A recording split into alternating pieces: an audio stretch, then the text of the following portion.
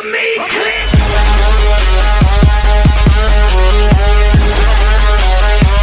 Hello friends, जय जगन्नाथ सांग मैंने केमती अच्छा आशा करुँच आप भल थे खुशी थे भल रुहतु खुशी रुहतु आ पवित्र दुर्गा पूजा उपलक्षे अभिनंदन समस्त नमस्कार। तो आज गोटे नुआ ब्लॉग हमने लेकिन निश्चय जापे गोटे नुआ प्लेस को लेकिन जाऊँगी जो बहुत सारा भल पाए मिली माने आम गौ माता को गोसा गोटे नुआ या जावा देखा लोकेशन केमती लगुच आम एरिया लोकेशन बहुत भल होती मुझे मे भी मुझे जाइनी आज फास्ट टाइम जाऊँगी मुझे जाऊँगी देखी आपण भी देखी ए पिलाटा को बिका हम तुम कौटी रे ना ना हाँ सम पेंटा तो पेंट तो सार्ट आमर नीरव बाबू आसी नीरव बाबू कौन जाऊँ ना नुआ लोकेशन माँ गौशाला जोटा कि डीएनए गलियारू सर्विस रोड रे तमांडो आड़ू आसिले 300 मीटर पर देखिए कि राइट साइड रे पड़िबो 12th माइलस्टोन से भीतर को जाऊ जाऊ तो लेफ्ट साइड रे पोखरी पड़िबो ता साइड रे देखिदेबे लिखा हिथो माँ गौशाला। ए बाबू जण जाइछनी आमे जाइनु आ फास्ट टाइम नौसंती भगवान तमर मंगल करंतु सातरा झियो गोटे पुओ हो एगो भिकारी गिर भाई नाइ हेंद कहना तू के बा हिन जल्दी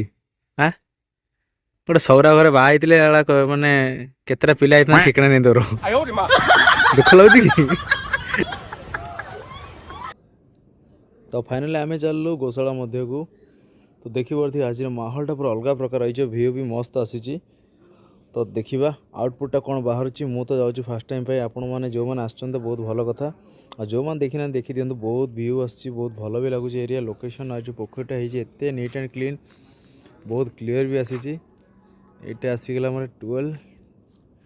मिलस्टोन तो ये आम एंट्री करदेवा बाबा रे एते क्लीयर पोखरी एते नीट एंड क्लीन बेसी किसी यूज कराऊन तो जना पड़ुची देखिले भी तो देख बाबारे हंस हंस बहुत सारा अच्छा ये बस गेल कर खेल चलती गोटे आउ तो ये फाइनाल रही आमर मोर नीर नीर बस व्यू तो मस्त अच्छी भाई मैंने देखिए आपण मैंने अलग प्रकार लगुच भाई माहौलटा एते साइलेंट एरिया ना बहुत साइलेंट एरिया ये आम रही ये आम नीर बस राहुल भाई बस तो आम रहा बाबा घर जय शंकर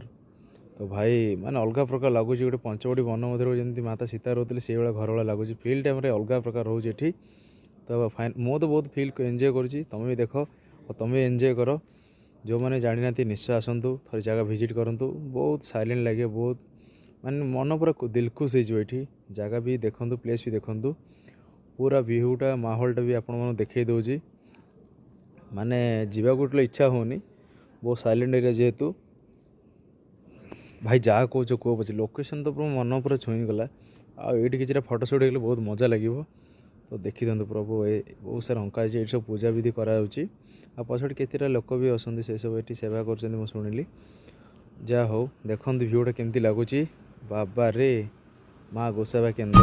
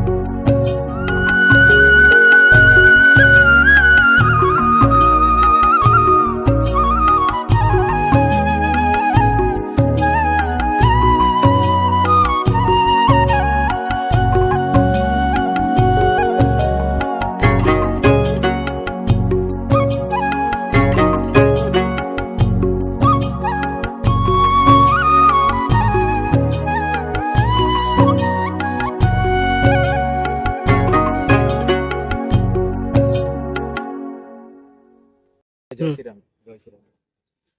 भाई आम जो ये रही माँ गोसेबा केंद्र लोकेशन कोड केमती এটা হচ্ছে আমার ভাই কমান্ডো যে ଅଛି ওভরବ୍ରିଜ ସେ କମାଣ୍ଡୋ ଓଭରବ୍ରିଜ ରୁ ଡିଏନ୍ ରେ ଗଲେ ରଙ୍ଗ ସାଇଡ୍ ରେ ଗଲା ବେଳେ ଗୋଟେ 12 ମାଇଲଷ୍ଟୋନ ପଡିବ ଏନ୍ଏଚ୍ ସାଇଡ୍ ରେ ତ ସେଇ ଭିତରେ ଡାହାଣ ପଟେ ପଶିଲେ ଆପଣ ଗୋଟେ ପୋଖରୀ ଦେଖିବେ ସେ ପୋଖରୀ କୂଳରେ ଅଛି ଟୋଟାଲ ଏରିଆରେ ଆପଣ ପଚାରିବେ ମା ଗୋସେବା କେନ୍ଦ୍ର କୋଉଠି ଅଛି ବୋଲି କହିପାରିବେ କିନ୍ତୁ ଲୋକେସନ ଦଉଛି ମାନେ ଯେତିକି ଗୋସେବା କରାଉଛି ଆପଣ କରୁଛନ୍ତି ଭଲ ମନ୍ଦ ବୁଝାବୁଝି ସବୁ ଆପଣ କରୁଛନ୍ତି ଆମ ଗ୍ରୁପରେ ବଡ ଭାଇ ମାନେ ଅଛନ୍ତି ସାନ ଭାଇ ମାନେ ଅଛନ୍ତି ସମସ୍ତଙ୍କ ମିଳିତ ଇଏରେ ହଉଛି ସେବା କେନ୍ଦ୍ରଟା ଭାଇ ସପୋଜ କୋଉଠି ଆକ୍ସିଡେଣ୍ଟ କଣ ହେଲା କେମିତି କଣ ଦେଖନ୍ତୁ ଯୋଉଠି ଗୋଟେ ଆକ୍ସିଡେଣ୍ଟ ହୁଏ ତ ଆମ ପାଖକୁ ଫାଷ୍ଟ କଲ୍ ଆସେ ଯେ ଭାଇ ଏଠି ଗୋଟେ ଆକ୍ସିଡେଣ୍ଟ ହେଇଛି ତ ଆମର ଯୋଉ ଟିମ୍ ଅଛନ୍ତି ମନେକର ମୁଁ କୁଆଡେ ପେସେଣ୍ଟ ଦେଖିବାକୁ ଯାଇଛି କଣ କରୁଛି ସାନ ଭାଇ ମାନେ ଯେତେବେଳେ ଫ୍ରି ଥାନ୍ତି ଆମର ଗୋଟେ ଗ୍ରୁପଟେ ଅଛି ହ୍ୱାଟ୍ସଆପ୍ ଗ୍ରୁପଟେ ତ ସେ ଗ୍ରୁପରେ ଲୋକେସନ ଆଉ ଫଟୋ ଆକ୍ସିଡେଣ୍ଟର କଣ ହେଇଛି ସେ ଜିନିଷଟା ସବୁ ଡିଟେଲ୍ସଟା ଦେଖେଇ ଦେଲା ପରେ ଭାଇମାନେ ଯାଇକି ସେ ଗନ୍ତବ୍ୟସ୍ଥଳରେ ପହଞ୍ଚିକି ତାକୁ ରେସ୍କ୍ୟୁ କରିକି ଗୋଶାଳାକୁ ନେଇ ଆସନ୍ତି ତାପରେ ଆମର ଟ୍ରିଟମେଣ୍ଟ ଚାଲେ ନା ବହୁତ ସାରା ଦେଖିଲେ ଆପଣ ସେବା ବହୁତ ସାରା କରିଛନ୍ତି ତାର ପୋଖରୀ କରିଛନ୍ତି ହଂସ ବି ଏପଟେ ଏପଟେ ଦେଖିପାରୁଥିବେ ଶିବଙ୍କ ପୂଜା ବି ହଉଛି ଲିଙ୍ଗ ବି ହଉଛି ନା ଶିବଲିଙ୍ଗ ଏଇଟା ଜଣେ ସନ୍ଥ ମହାରାଜ ସିଏ ଏଠି ତାଙ୍କର ବହୁତ ମାନେ ବାଲ୍ୟକାଳରୁ ଇଚ୍ଛା ଥିଲା ଯେ ଗୋ ସେବା ଆଉ ଗୋଟେ ଆଶ୍ରମ କରିକି ଚଳେଇବେ ତ ସେ ସନ୍ଥ ମହାରାଜଙ୍କର ସହଦୟା ହେଲା ଯାହା ହଉ ଆମକୁ ଏ ଜାଗାରେ ସ୍ଥାନ ଦେଲେ ଆଉ ଆମେ ଏତେ ବଡ଼ ଜିନିଷଟା କରିସାରିଲୁଣି ପୁରା ପାରିପାର୍ଶ୍ୱିକ ପରିସ୍ଥିତି ଆପଣ ଦେଖିପାରୁଥିବେ ପୁରା ପ୍ରାକୃତିକ ପରିବେଶରେ ପରିପୂର୍ଣ୍ଣ ହେଇକି ଅଛି ଆହୁରି ବି ସୌନ୍ଦର୍ଯ୍ୟକରଣ କରିବା ପାଇଁ ଆମେ ଯୋଗାଯୋଗ କରୁଛୁ ଆଉ ବହୁତ ଜଲ୍ଦି ବି ସେଇଟା ହେଇଛି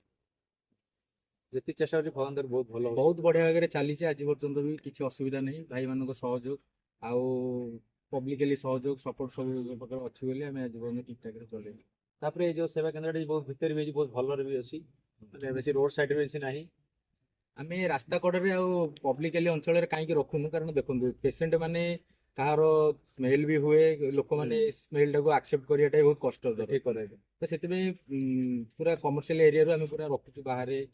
ଟୋଟାଲ ପବ୍ଲିକାଲି ବାହାରେ ରଖୁଛୁ ଏଇ ଜିନିଷଟାକୁ ନିଛାଟିଆ ଜାଗାରେ କରୁଛୁ ଗୋସେବା କେନ୍ଦ୍ର କରିଛନ୍ତି ମାନେ ସାହାଯ୍ୟ ସହଯୋଗ କେମିତି ନା ପବ୍ଲିକ କରୁଛନ୍ତି ନା କଣ ଦେଖନ୍ତୁ ଆମେ ଭାଇମାନେ ଆଗ ପ୍ରଥମେ ଗୋସେବା କେନ୍ଦ୍ର ପାଇଁ ପୁରା ନିଜ ଇଚ୍ଛାରେ ଯାହା ବି ସ୍ୱ ଇଚ୍ଛାରେ କିଛି ଚଲେଇଛୁ ଆଉ ପୁଣି ଯୋଉମାନେ ଅଛନ୍ତି ବଡ ବଡ ବିଲ୍ଡର ହୁଅନ୍ତୁ କିମ୍ବା ଯେଭଳି ସହୃଦୟ ବ୍ୟକ୍ତି ଯୋଉମାନେ ଗୋମାତାଙ୍କ ପ୍ରତି ଶ୍ରଦ୍ଧା ଅଛି ସେମାନେ ତାଙ୍କ ଆଡୁ ଆସିକି ସାହାଯ୍ୟ ସହଯୋଗ କରନ୍ତି ଏଠି ଆସିକି କାହାର ଆନିଭର୍ସରୀ ହେଲା ଜନ୍ମଦିନ ହେଲା ଏଠି ପାଳନ ହୁଏ ପୁରା ଉତ୍ସବ ମୁଖର ହେଇକି ତ ସେମାନେ କିଛି ଏମିତି ସାହାଯ୍ୟ ସହଯୋଗ କରନ୍ତି ତ ସମସ୍ତଙ୍କ ସାହାଯ୍ୟ ସହଯୋଗରେ ଗୋସେବା କେନ୍ଦ୍ରଟା ଆମର ଚାଲିଛି ଭଲରେ ଏତେ ସବୁ ଜିନିଷ ଥିଲା ଭିତରେ ଆପଣ ଅଲଗା କିଛି ବିଜନେସ କରିପାରିବ ଆଉ କିଛି କିଛି ବହୁତ ସାରା ଜିନିଷ ରହିଛି ଦୁନିଆରେ ନିଜ ପାଇଁ ହଉ କିଛି କରିପାରିଥାନ୍ତେ ଗୋସେବାରେ କାହିଁ ଧ୍ୟାନ ଦେଲେ ସେ ମନୋବୃତ୍ତି କଣ ପାଇଁ ଭାଇ ଦେଖନ୍ତୁ ଆମେ ହେଲୁ ସନାତନୀ ଏକରେ ତ ମୂଳରୁ ଗୋଟେ ଆମକୁ ମନ୍ତ୍ର ଶିକ୍ଷା ହେଇଛି ଗୋଟେ ଜିନିଷଟେ କଣ ନା ମଣିଷର ଅନ୍ୟ ନାମ ହଉଛି ଭାଇ ମାନବ ମା ଯୁକ୍ତ ନବ ତାର 9ଟା ହଉଛନ୍ତି ମା ଗୋଟେ ମଣିଷର 9ଟା ମାରେ ସିଏ ବଡ ହୁଏ ତ ସେଥିପାଇଁ ତା ଭିତରୁ ଗୋମାତା ହଉଛନ୍ତି ପ୍ରଥମ ସ୍ଥାନରେ ଅଛନ୍ତି ତ ଆମେ ମାନେ ଯେତେବେଳେ ଦେଖିଲୁ ରାଜରାସ୍ତା ଉପରେ ସବୁ ଗୋବଂଶ ନନ୍ଦୀ ମହାରାଜ ଆଉ ଗୋମାତା ମାନେ ଅବହେଳିତ ଅବସ୍ଥାରେ ରାଜରାସ୍ତା ଉପରେ ପଡିକି ରହୁଛନ୍ତି ସେମାନଙ୍କ ଉପରେ ଅନବରତ ଗାଡି ଚଢି ଯାଉଛି ଆକ୍ସିଡେଣ୍ଟ ହଉଛି ଦୁର୍ଘଟଣାଗ୍ରସ୍ତ ହଉଛନ୍ତି ମରି ଯାଉଛନ୍ତି ରୋଡ ଉପରେ ତାଙ୍କ ପାଇଁ ବହୁତ ଦୁଃଖ ଲାଗିଲା କଷ୍ଟ ଲାଗିଲା ଯେହେତୁ ଆମେ ଆମର ଆରାଧ୍ୟ ହଉଛନ୍ତି ଗୋମାତା ସନାତନ ଧର୍ମରେ ସେମାନଙ୍କୁ ସୁରକ୍ଷା ଦେବା ହଉଛି ଆମର ପ୍ରଥମ କର୍ତ୍ତବ୍ୟ ଆମେ ଦେଖିଲୁ ଚିକିତ୍ସା କରିକି ସେମାନଙ୍କୁ ଛାଡି ଦଉଥିଲୁ ଯାହାଫଳରେ କି ସେମାନେ ପୁଣି ନେକ୍ସଟ ଟାଇମ ତାଙ୍କୁ ଯେତେବେଳେ ଚିକିତ୍ସା ପାଇଁ ଖୋଜିଲା ବେଳେ ତାଙ୍କୁ ପାଉନା ତ ସେଥିପାଇଁ ଆମ ପାଇଁ ଗୋଟେ ଅଭିନବ ପ୍ରୟାସ ବଡ଼ ଭାଇମାନେ ଆମକୁ କହିଲେ, ବଡ଼ ଭାଇମାନେ ବି ଯୋଗାଯୋଗ କଲେ, ସହଯୋଗ କଲେ ଏସବୁ ଜିନିଷ କରିବା ପାଇଁ। ଆଉ ଆଜି ଆମେ ମା ଗୋସେବା କେନ୍ଦ୍ର କରିକି ସେଇ ସବୁ ଅବହେଳିତ ଗୋମାତା ମାନଙ୍କୁ ସୁରକ୍ଷା ଦେବା ସହିତ ତାଙ୍କୁ ଚିକିତ୍ସା କରି ତାଙ୍କୁ ଆରୋଗ୍ୟ କରିକି ଛାଡ଼ୁ। ଆଉ ଭାଇ ଏଠି କେତେ ଜଣ କେମିତି ରହୁଛନ୍ତି ଗ୍ରୁପରେ? ଏଠି ଆମ ଗ୍ରୁପରେ ତ ଅଛନ୍ତି 50ରୁ ଉର୍ଦ୍ଧ୍ୱ ଅଛନ୍ତି ଭାଇମାନେ, ଯୋଉମାନେ କି ଚିକିତ୍ସା କରୁଛନ୍ତି, କିଏ ଖାଇବା ଦାୟିତ୍ୱ ନେଇଛନ୍ତି, ସମସ୍ତେ ସାହାଯ୍ୟ ସହଯୋଗ କରୁଛନ୍ତି। ତା ଭିତରେ ବଡ଼ ବଡ଼ ଭାଇ 3-4 ଜଣ ଅଛନ୍ତି ଯୋଉମାନେ କି ମୁଖ୍ୟ ପୁରୋଧା ହିସାବରେ ସେମାନେ ଗଣାଯାଆନ୍ତି। ନାରାୟଣ ଭାଇ ହୁଅନ୍ତୁ, ଶଶୀ ଭାଇ ହୁଅନ୍ତୁ, ମୃତ୍ୟୁଞ୍ଜୟ ପାଟ୍ସାଣୀ ହୁଅନ୍ତୁ, ଏମାନେ ସବୁ ପୁରୋଧା ହିସାବରେ ଅଛନ୍ତି। ମାନେ ଏମାନଙ୍କର ମାର୍ଗଦର୍ଶକରେ ଆମେ ଚାଲୁଛୁ ଆଉ ଚାଲିଛି ଏସବୁ ଜିନିଷ। ଆଉ ବର୍ତ୍ତମାନ ତ ଆମେ ଚିକିତ୍ସା ଆରମ୍ଭ କରିଥିଲୁ, ମାତ୍ର 3ଟା ନନ୍ଦୀ ମହାରାଜଙ୍କଠୁ ଚିକିତ୍ସା ଆରମ୍ଭ କରିଥିଲୁ। ବର୍ତ୍ତମାନ 70 ସଂଖ୍ୟାରେ ପହଞ୍ଚିଲେଣି ଚିକିତ୍ସାର ମାତ୍ରାଟା। ମଝିରେ ଆମେ 21ଟା ଗୋବଂଶଙ୍କୁ ପୁରା ସମ୍ପୂର୍ଣ୍ଣ ଆରୋଗ୍ୟ କରିକି ଆମର ଜଟଣୀ ସ୍ଥିତ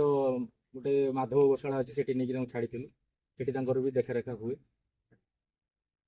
ଆଉ ଭାଇ ଏତେ ସବୁ କଲା ପରେ ଆପଣ ନିଜକୁ କେମିତି ଅନ୍ତର ଲାଗୁଛି, ଫିଲ୍ କ'ଣ ଲାଗୁଛି? ମତେ ଭାଇ ବହୁତ ଶାନ୍ତି ଲାଗେ। ମତେ ଦୁନିଆର ସବୁଠୁ ବଡ଼ ସୁଖ ଜିନିଷ ଏଇଠି ହିଁ ମତେ ଲାଗେ। ଗୋମାତାଙ୍କ ଗହଣରେ ରହିବା, ଗୋମାତାଙ୍କର ସେବା କରିବା, ତାଙ୍କ ଭଲ ମନ୍ଦରେ ଠିଆ ହେବା, ବୁଝାସୁଝା କରିବା, ମତେ ଭାଇ ଶାନ୍ତି ଲାଗେ। ଆଉ ମୁଁ ଖାଲି ଏକା ନୁହଁ, ମୋ ତଳେ ବି ଯୋଉ ଭାଇମାନେ ଅଛନ୍ତି ସେମାନେ ବି ଭାଇ ଆମମାନଙ୍କୁ ଦେଖିକି ଏତେ ଅନୁପ୍ରାଣିତ ହୁଅନ୍ତି, ସେମାନେ ବି ତାଙ୍କ ଆଡୁ ଆସିକି ଗୋ ସେବା କରନ୍ତି। ଆଉ ବହୁତ ଭଲରେ ଭଲରେ ଚାଲିଛି ଆଜି ପର୍ଯ୍ୟନ୍ତ। ଯାହା ହଉ ଭାଇ ସାଙ୍ଗେ ବହୁତ ଖୁସି ଲାଗିଲା। ଆଉ ଜାଗାଟା ଦେଖୁତେ ବହୁତ ଶାନ୍ତି ବି ଲାଗୁଛି, ଗୋଟେ ସାଇଲେଣ୍ଟ ଏରିଆ ଏଇଟା। ଆଉ ଯୋଉ ଜାଗାରେ ବି କାମଟା କରାଯାଇଛି, ସେବା କେନ୍ଦ୍ର ହେଇଛି ଆମର ଏଠି, ବହୁତ ସୁରକ୍ଷିତ କରାଯାଇଛି। ମୁଁ ବି ଜାଣିନଥିଲି ଏତେ ଭିତରେ ହେଇଛି ବୋଲି। ଭାଇ ଜଣଙ୍କୁ ପଚାରିଥିଲି, ବହୁତ ଦିନ ଆସିବି ବୋଲି କହିଥିଲି, ଆଉ ମତେ ଟାଇମ୍ ହୁଏନି। ଭାଇଙ୍କ ସହ କଥା ହେଇ ବହୁତ ଭଲ ଲାଗିଲା, ଖୁସି ଲାଗିଲା। ଆଉ ଆପଣ ଯାହା କିଛି ବି ଅସୁବିଧା ହୁଏ, ଆପଣ ଡିସ୍କ୍ରିପ୍ସନ ନମ୍ବର ଦିଆଯାଇଛି, ନମ୍ବର ଲେଖା ହେଇଛି, ଆପଣ କିଛି କଣ୍ଟାକ୍ଟ କରିପାରିବେ। ଯାହା ବି ସହଯୋଗ ସାହାଯ୍ୟ କରିବା କଥା ଆପଣ ଏଇ ନମ୍ବର କରିପାରିବେ। ଜୟ ଜଗନ୍ନାଥ ଭାଇ। ଜୟ ଶ୍ରୀରାମ, ଜୟ ଶ୍ରୀ